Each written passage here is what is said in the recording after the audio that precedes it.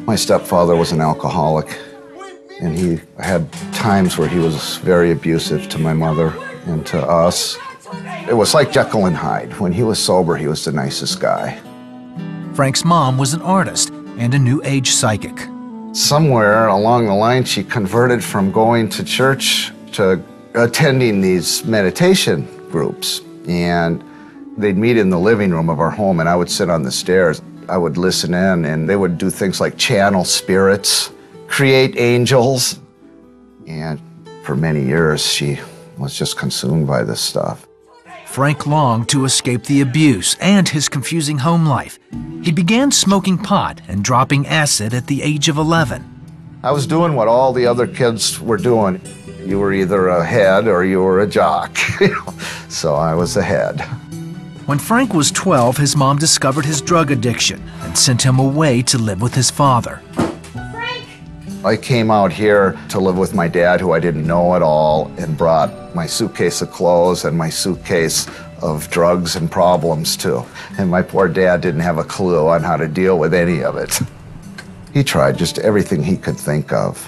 And, well, you know, I was pretty gone at that point. Frank started using heroin and other narcotics. At 16, he left home and dropped out of school. He and a friend came up with a plan to get as many drugs as they wanted. I became what's known as a drugstore cowboy.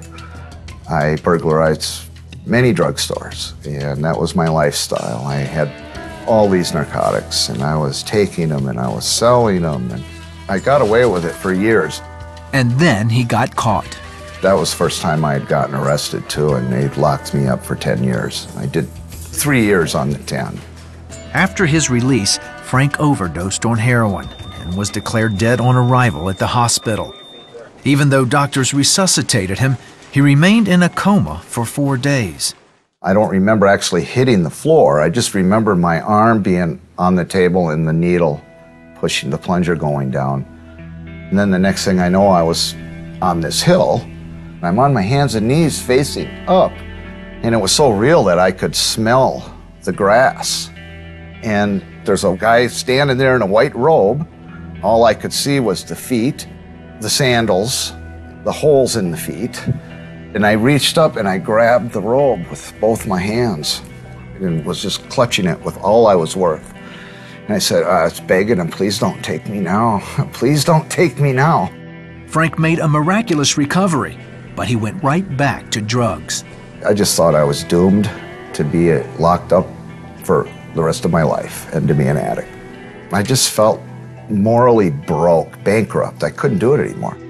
Frank was in treatment at a halfway house when a friend from the past, who had become a Christian, showed up. It was a guy I'd bought heroin from, and he invited me and another group of guys to go pray. Well, he started praying, and he'd say a couple of words, and then we'd follow along, repeating the salvation prayer. We were standing in a circle holding hands. There wasn't a guy in the room who didn't have tears rolling down their cheeks, including myself. We stayed down there for quite a while, just praising and worshiping the Lord and thanking Him, and I didn't really understand what I was even doing, to be honest with you. But I just was following along, and I knew it felt good, and I felt really different. I felt like a big load was off my back. I wasn't depressed anymore. I felt confident all of a sudden. Felt like there was hope. Afterwards, Frank had some questions. I said, what just happened down there, man? I experienced something, and he laughed, and he said, well, you just got saved, and the Holy Spirit just entered your heart. And I was like, what? I didn't really understand even what that meant. Frank had stashed some drugs to get him by while going through treatment. No one knew about them. That night before I went to bed, a voice foreign to my own in my mind said, throw away the pills. Frank decided to throw the pills in a dumpster on his way to treatment. Everyone had already gone in, and so I was like a minute or a minute and a half late. And my counselor was standing at the door, and he was like, how come you're lagging behind? And I stuttered, and I was like, he said, where were you? And I stuttered, and I said, I just threw my pills away. It just came out. I don't know why. The next thing I know, the police are there. Sir. I'd just gotten saved the night before, And for the first time in my life, I'm going to do the right thing, be honest, throw my pills away, and even admit to it. And I'm going back to jail for a new charge. This time, Frank went through complete withdrawal in jail.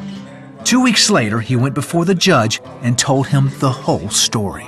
He looked at me right in the eyes and he says, "Frank, this is the first smart thing you've done your entire life." And it's like I just started receiving all this mercy from the court that I'd never received before. Frank had violated his probation and should have gone to prison. Instead, the judge ordered him to go back to treatment. I'd be up all night reading the Bible.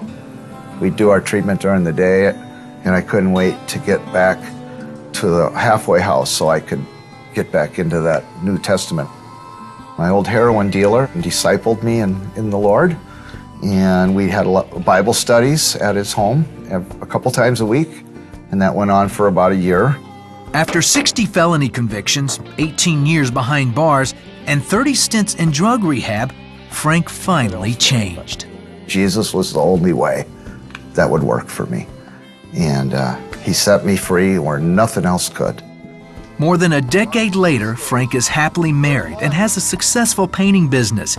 He says he's confident in God's mercy because he's experienced it firsthand. He knows what's best for us. It's not hopeless. He's there waiting for you to ask him.